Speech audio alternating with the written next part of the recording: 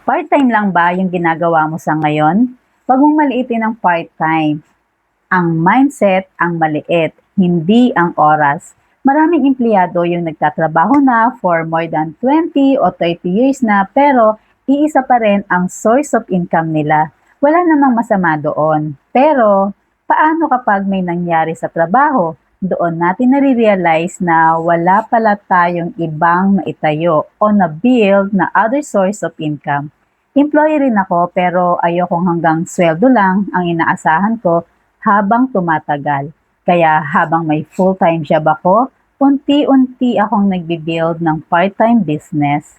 Hindi para mag-resign agad, kundi para magkaroon ng additional source of income, bagong skills, at mas maraming option for the future.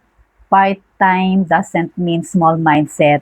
You're building a stable income and long-term leverage. That is leadership.